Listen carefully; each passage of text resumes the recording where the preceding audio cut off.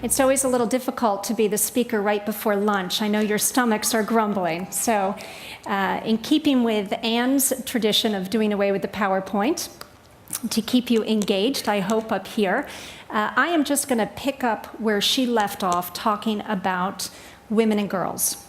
And in particular, talking about women and girls in the international sphere and specifically in the Middle East. Now, Anne gave you a couple of statistics about the importance of investing in women and girls, and I just want to add some color to that. As she said, now, the development world has come around to the thinking that if you invest in women and girls, it has a high payoff. In fact, Larry Summers, when he was the chief economist at the World Bank nearly 20 years ago, wrote a very influential paper talking about how investing in women and girls is, in fact, the highest return on investment that the developed world can make in the developing world.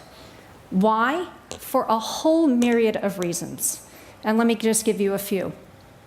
When you invest in women and girls, take education.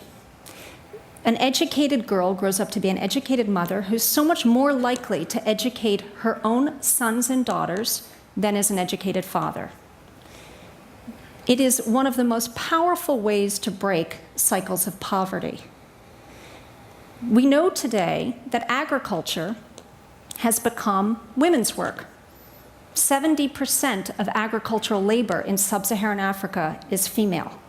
75% in South Asia is female. Men have left the fields for paid income in the cities, leaving the agricultural work to women. And women have lower educational levels than men. They're less productive.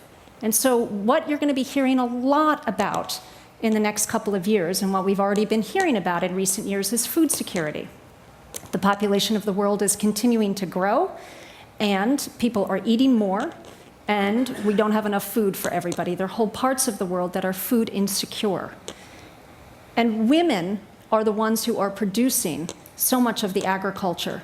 And yet, with lower levels of productivity, lower levels of education, they're producing less food. And what we know from studies now is when you increase female literacy, it has a bigger impact on agricultural productivity than does increasing the size of the plot or introducing more fertilizer, both with enormous environmental impacts. So that's just one example. Health. Educated women have lower incidence of HIV, lower levels of domestic violence. Educated women are much less likely to die in childbirth, are much less likely to have infants who suffer from infant mortality.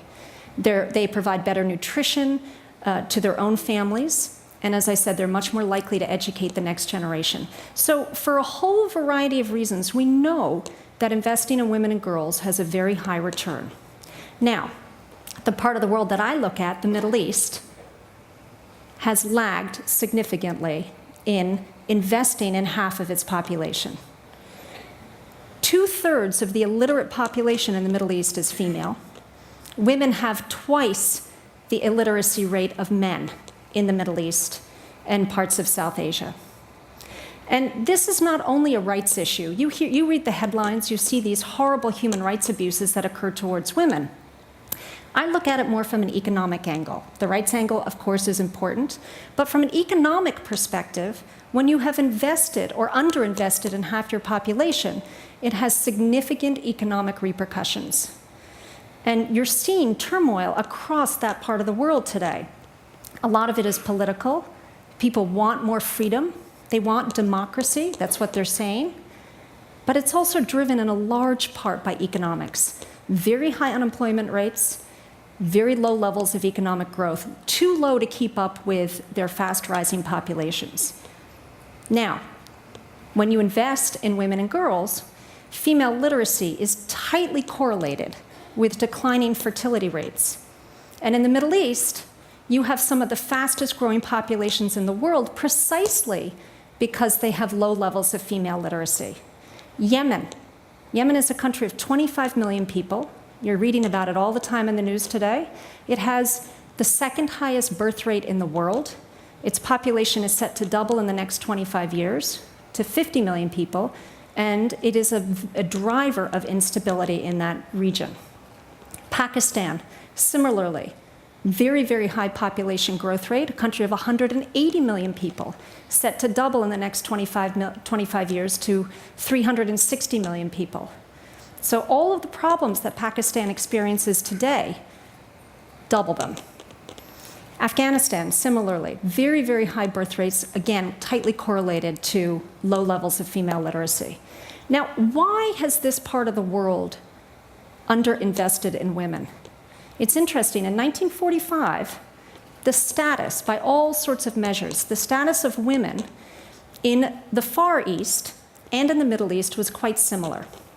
Similar in terms of health, nutrition, mortality, longevity, education, literacy rates. And yet, East Asia closed its gender gaps very significantly and quickly, whereas the Middle East and South Asia have lagged. Today, fully half of China's self-made billionaires are women.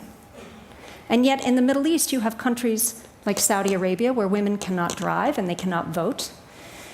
You have countries where, like Egypt, where women's rights are still constrained. Yemen, I was just in Yemen in January. Women face all sorts of restrictions in Yemen, mobility, dress, and legal rights.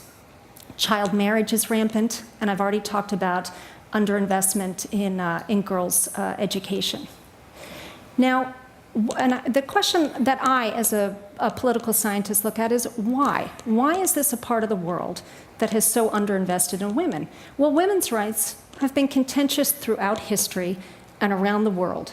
But in the Middle East and South Asia, they are particularly contentious because of culture and religion. And in the last 50 years, you've had the rise of a political Islam that has equated women's rights with a lot of bad isms: Westernism, feminism, materialism, colonialism, and in some cases, communism. And there is a narrative, a conservative political narrative, that women's rights are bad, that it's an imposition from outside the country, and that it doesn't culturally belong, and it needs to be resisted. And that has retarded, in many ways, changes that have been occurring in other parts of the world to elevate women. Now, the good news is that it's beginning to change. And let me tell you two reasons that I see that are beginning to really drive this transformation, which is what I wrote my book, Paradise Beneath Her Feet, How Women Are Transforming the Middle East. Because I look out and I travel a lot in that part of the world, and I see some profound changes occurring. The first is education.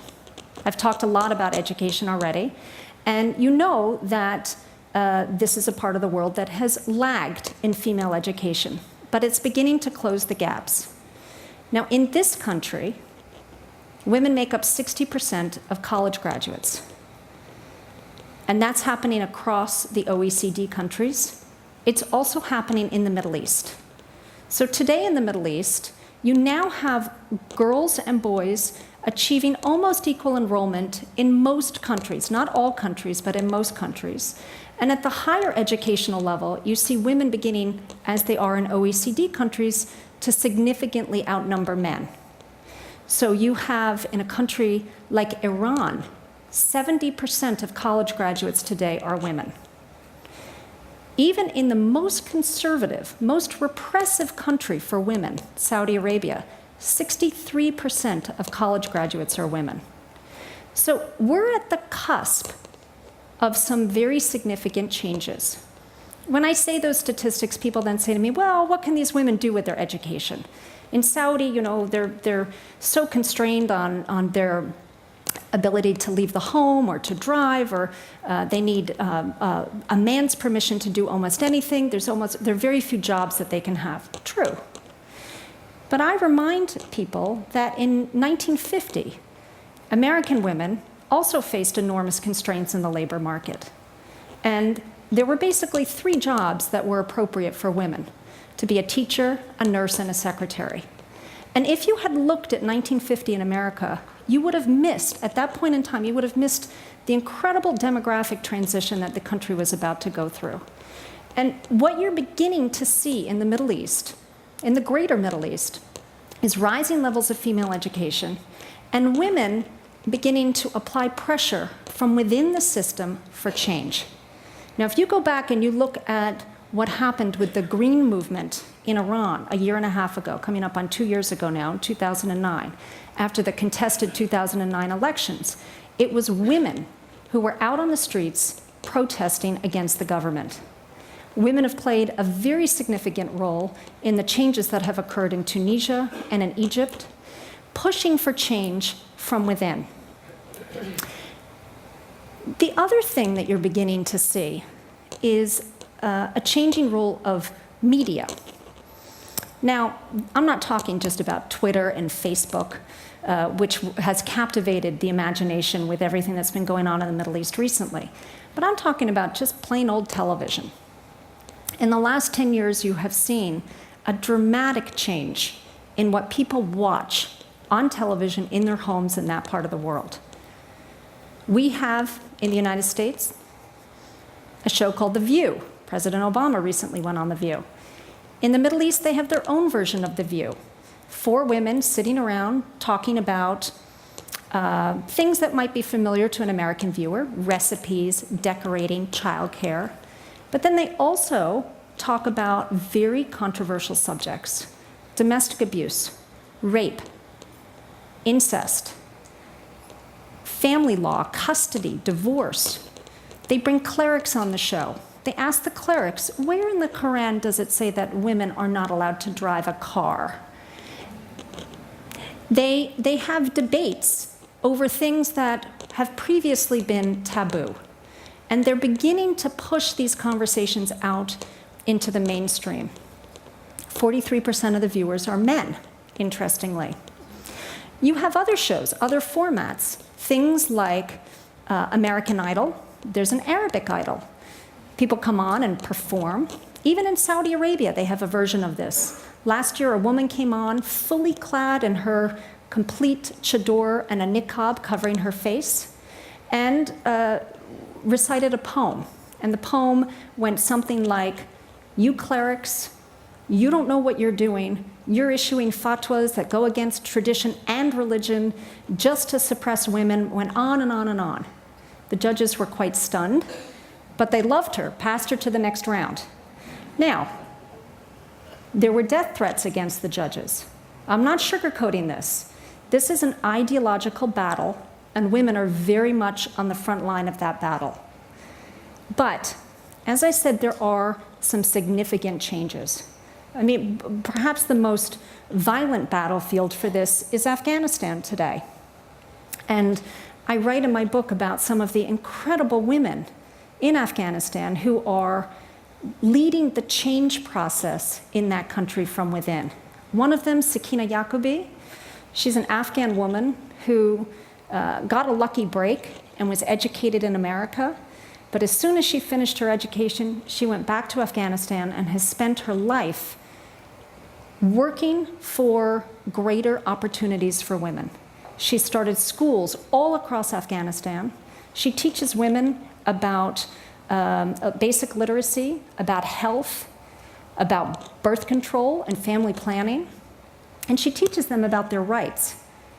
And she runs a whole course on human rights. And I said, Sakina, it seems a little quixotic to me that you're running a human rights course for women in rural Afghanistan who are illiterate. And she said, well, we call it human rights, but that's not really what we're doing. We're teaching them about their rights within the Quran. And she said, you have to be culturally sensitive. And she works with mullahs all across the country and shows them the passages in the Quran that guarantee a woman's right for an education, that guarantee a woman's role in who she marries and when she marries.